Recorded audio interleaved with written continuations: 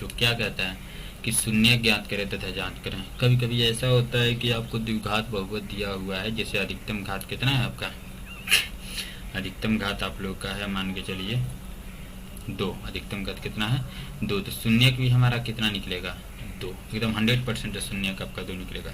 लेकिन ये बहुपद चरीय मानों से डिसेंडिंग ऑर्डर में सजाए जाते हैं। डिसेंडिंग ऑर्डर तो आपको पता ही है, सबसे बड़ा पहले, उससे छोटा उससे छोटा, ठीक है। आप कैसे बनाएंगे ध्यान से सुनिएगा।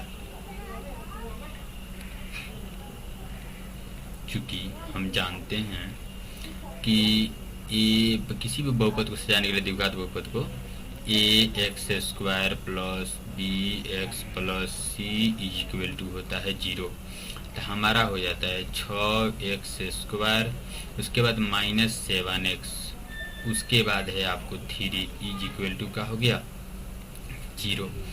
अब इसमें हम क्या करेंगे, हमारा मेन फोकस क्या रहता है कि हम इस वाले मान में और ई वाले मान में हम छेड़छाड़ नहीं करते हैं, ठीक है। सपोज मान के चलिए अगर इसमें छेड़छाड़ करेंगे सवाल आपका डिस्टर्ब हो जाएगा। यानी कि आप क्या करोगे, सबसे पहले इस सवाल को बनाने के लिए आप लिखोगे बराबर 6x² माइनस दे दीजिएगा। अब देखिए यहाँ सवाल का कैसे बेस होता है, मान लीजिए कोई व्यक्ति ऐसे बनाता है 6x² minus 7x minus 3 equal to 0, और फिर 6x² माइनस 9x प्लस में हो जाता है 2x माइनस 3। वो क्या करेगा, यहाँ 7 लाना है ना, तो कोई स्टूडेंट क्या करता है, यहाँ प्लस देने के बजाय माइनस दे देता है और बस यही दोनों का संबंध जोड़ पाता है, इस माइनस को ध्यान ही नहीं देता, जिसके कारण है उसका सवाल क्या हो जाता है, गलत हो जाता है।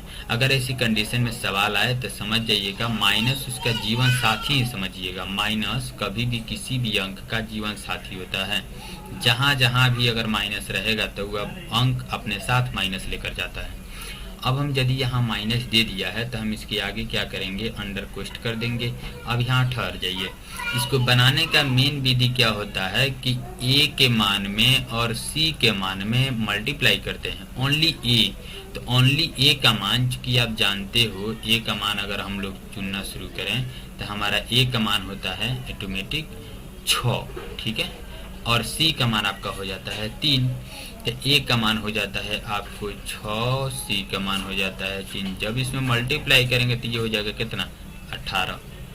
अब इस 18 का हम लोग फैक्टर तोड़ेंगे, तो फैक्टर जब तोड़ेंगे तो इसमें होता क्या है कि फैक्टर जब तोड़ेंगे तो 2 9 18, फिर 3 3 9, फिर 3 एकम 3। अब ये होता क्या है कि 2 गुणे 3 गुणे 3 गुणे 1, एक प्रकार का बुझावल नहीं समझिए। कभी कभी आप छोटे से विद्यालय में पढ़े होंगे तो कोई कहता होगा बच्चा कि ठीक है 5 अंक में देता हूँ, उससे इतना ला दो इतना ला दो, वैसे ही आपको 2 3 3 1 दिया हुआ है। आप क्या करोगे, किसी भी हालत में आपको 7 लाना है, यानी b का मान लाना है, वो भी कौन सा, -7। तो -7 को तो कोई बतिए छोड़ दीजिए, आप कोष्ट दिए हो तो कोई टेंशन लेने की बात ही नहीं है, नॉर्मल जिस तरह घटाव करते हो वैसे ही करना। तो हम क्या करते हैं, सपोज दैट दोनों में अगर मल्टीप्लाई करते हैं तो 2 तिहाई हो जाता है 6, और 3 गुणा करते हैं तो 3 हो जाता है, यानी गुणा करके 2 पार्ट में बांट देंगे, या बांटने के बाद जोड़ने पर 7 आ जाए और नहीं तो घटाने पर 7 आ जाए, यही 2 नियम फॉलो करेंगे। अब इसमें करना क्या है, मान लीजिए मैंने दोनों में गुणा किया 6 आ गया, एक दोनों में गुणा किया 3 एक में गुणा किया तो 3 आ गया। अगर हम जोड़ेंगे तो भी नहीं आएगा 7, अगर हम घटाते हैं तो भी नहीं आएगा 7, यानी कि अब इस नियम को हम हटाते हैं। अब इसी हटाएंगे नहीं, मतलब इसी नियम में से हम दूसरा विधि अपनाएंगे सबसे। अब देखिए कैसे अपनाते हैं, ध्यान से सुनिएगा। मान लीजिए एगो से नहीं आया तो हो सकता है कहीं एगो से आ जाए, तो ये 3 3 में मल्टीप्लाई कर लीजिए 9 हो जाता है, 2 1 में मल्टीप्लाई कर लीजिए 2 हो जाता है। अगर हम 9 में से 2 घटा दें तो ऑटोमेटिक आपका कितना आ जाएगा, 7 आ जाएगा ना। अब हम क्या करेंगे, 9 और 2 किस में टूटा है मेरा, 9 में और किस में, 2 में, तो हम क्या करेंगे ये 9 लिख देंगे। अब बात आ जाती है बनाएंगे कैसे, तो 7 के बाद 1 से जुड़ा है ना, तो इस x को ही लिखेंगे, जो भी वहाँ चर मान होगा उसी को लिखेंगे। अब माइनस कौन x हो जाएगा 2x, आप कोष्ट बंद कर दीजिए, ये हो गया माइनस, ये हो जाएगा 3 इज इक्वल टू हो गया आपका क्या 0।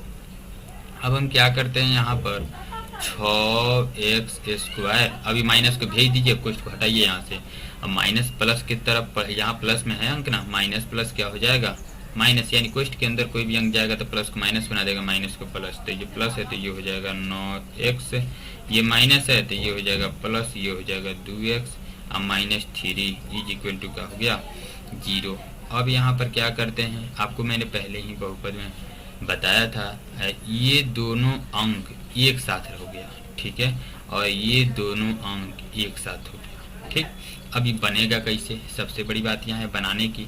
अब हम क्या करेंगे, 6x² है, 6 है या 9 है, ये बताइए कौन ऐसा अंक से 6 भी कट जाएगा 3 भी कट जाएगा, यानी 6 भी कट जाएगा 3 भी कट जाएगा, तो आप शौक से बताओगे कि 3। अब ये भी ध्यान से रखना कि कोई बड़ी से बड़ी अंक हो तो आप सोचोगे कौन से अंक से कट जाए, तो छोटा अंक मत चुन लीजिएगा, मतलब एक ऐसे अंक से काट दीजिएगा, उसको कॉमन कर लीजिएगा ताकि उसको कोई दूसरा अंक काट ना सके। तो हमारी अंक आ जाती है 3, और ये दोनों में आपको दिखाई दे रहा है x, ये बेचारा के पास एक ही है और इसके पास 2 है। अगर ये मांगता है 2 तो फिर ये कहाँ से ला के देगा, इसलिए हम केवल एक ही x कॉमन करेंगे। 3 दूनी 6, x तो डबल था तो आपने निकाल दिया तो एक बचेगा ना, माइनस का माइनस दे दी क्योंकि यहाँ माइनस है। 3 3 यानी 3 3 जा 9, 3 3 9, बंद कर दीजिए। x सिंगल था 9 में, तो 9 में जब एक सिंगल था बाहर निकल गया। अब यहाँ प्लस है, प्लस दे दीजिए। अब बहुत लोग सोच में पड़ जाते हैं हम आगे यहाँ क्या लिखें, तो आप प्लस के बाद कोई अंक लिखने, माने एक अंक लिखने भर का जगह छोड़ दीजिए, आप लोग यहाँ दे दीजिए ऐसे कोष्ठ। उसके बाद हो जाता है यही वाला जो वाला मान मैंने यहाँ उतारा, ये जो आपका मान है, आप 1 मिनट मैं बताता हूँ आपको, ये इसी मान को 2 कॉपी यहीं जाके उतार देना है, ठीक है। कैसे करना है, यहाँ उतार देंगे आपको कि 2x - 3 बंद कर दीजिए इक्वल टू हो गया 0। यहाँ किस अंक से आप मल्टीप्लाई करोगे कि ई वाले मान में छेड़छाड़ नहीं होगा इसमें, तो आप सोचोगे कि सर हम एक ही करें, तो हम एक करेंगे तो कोई प्रभाव तो पड़ेगा नहीं। अब फिर आ जाओ यहाँ पे, अब फिर आ जाता है 3 जगह मल्टीप्लाई करेगा नहीं करेगा, हमने तो खुद कॉमन किया है। अब ई वाले को देखिए, ई वाले मान को 3 को और 1 को एक जगह लिख देंगे, ये हो जाता है 3x, अब प्लस हो जाएगा 1 और इंटू 2x - 3, 2x - डबल है तो इसमें से 2x - 3 को क्या कर लेंगे कॉमन करके एक जगह लिख देंगे, 2x - 3 इज इक्वल टू हो गया क्या 0। अब हमारी बात आ जाती है शून्यक निकालने की, तो हम क्या करेंगे, दोनों का हक जो है आपका 0 में है, 3x + 1 का भी हक 0 में है, 2x - 3 का भी हक 0 में है आपका। अब हम बनाएंगे कैसे, तो ये हो जाता है आपको 1 मिनट ऊपर करने दीजिए, ऊपर करते हैं हम, बस यहाँ देखिए 3x + 1 इज इक्वल टू 0।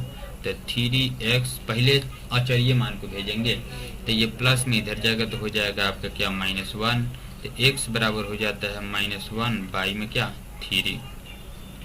फिर उसके बाद है 2x - 3 इज इक्वल टू 0, तो ये हो जाता है 2x माइनस में उधर जाएगा था प्लस में, ये हो जाएगा x बराबर 3/2।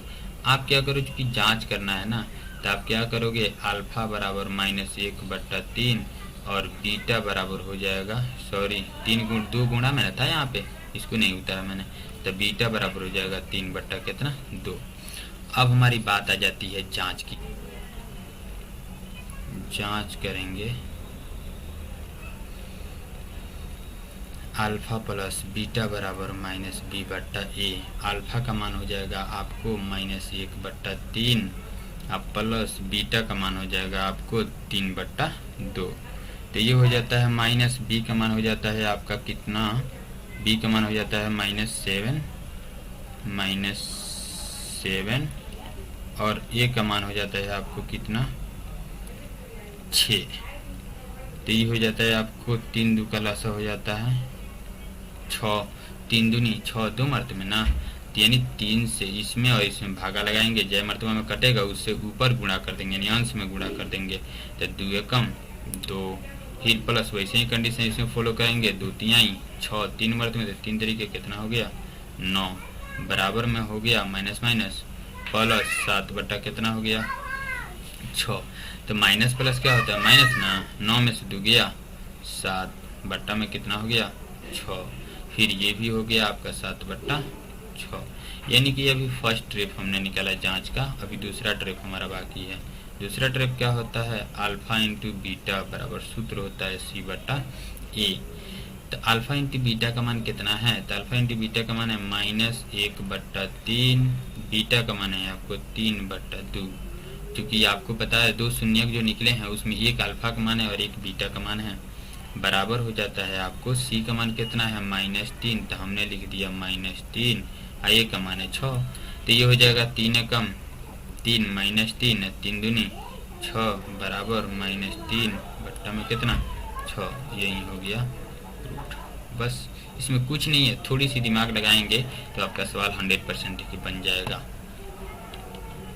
Thanks for watching.